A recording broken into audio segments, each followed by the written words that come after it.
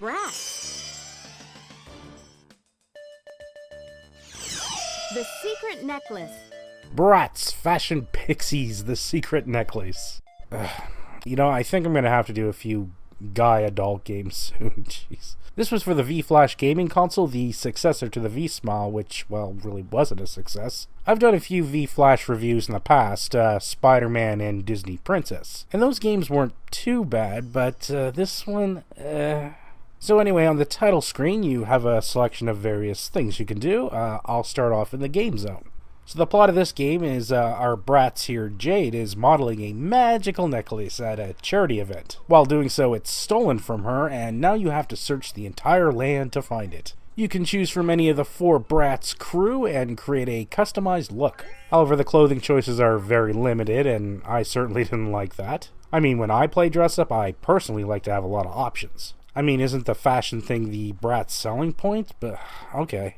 Way to put together a look. So in the first mission, you're running around Bratz Town, you're looking for the person who stole the necklace. So you're given a location and a clothing description of a person, and you run off to find them. And your character just looks ridiculous when running around. Her high heels seem to be too big for her, and she's trying to keep her balance when she's running or something. It just looks kind of funny. You can collect jewels for points and have to dodge soccer players and garbage all over the ground. But this town here has several areas, and each area has their own loading screen about 35 seconds long. Now that doesn't sound too bad, except you pass through these areas so quickly. You play for 1 minute, 35-second load screen, play for 1 minute, 35-second load screen. It's absolutely terrible. Afterwards, you find out the necklace was actually stolen by an evil Pixie, and a good Pixie wants you to help her. So then you're off to magical fairy Pixie land. And now you have wings and can fly, but very stiffly and slowly. And I don't think I ever disliked flying in a video game as much as I did in this. Worst Pixie simulator ever. In this one, you look for letters of a flower name. That's it. E. Rose. Good job. You spelled that one correctly. There's a few enemies to dodge here, ladybugs, bees, and a floating little girl. Now, I might not be familiar with the world of Bratz, but I doubt there's a floating little girl as part of its lore. Now, I finished that one up, and before moving on to the next level, I decided to change characters to Cloe, for no reason. All the characters play exactly the same, so this feature doesn't matter. But I did it anyway. Now this next game was kinda cool actually. You're trying to spell the name of a flower. So you rotate these beads on a spider web to match a row of the same color. The letters of the flower are also in these colored beads, so that's your target. So a simple concept, but it was actually kind of a neat game, so yeah, I kinda liked it. Good for you, little Bratz. Good for you. This next game here, you use your controls to kind of lean and dip a flat maze. You're trying to roll the blue ball to the exit. And I like this game because it kind of gave me a flashback to when I was young. I had a toy of this game where you actually used your hands to dip and lean the maze in. It was pretty cool. So the Dark Fairy blows the necklace up into many pieces, so now you gotta go find the necklace parts.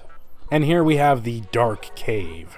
This one is pretty much walking to the right and collecting necklace pieces. It's really bad.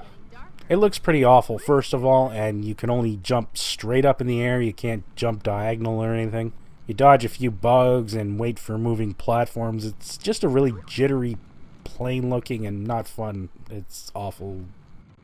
And your final game is a dance rhythm game.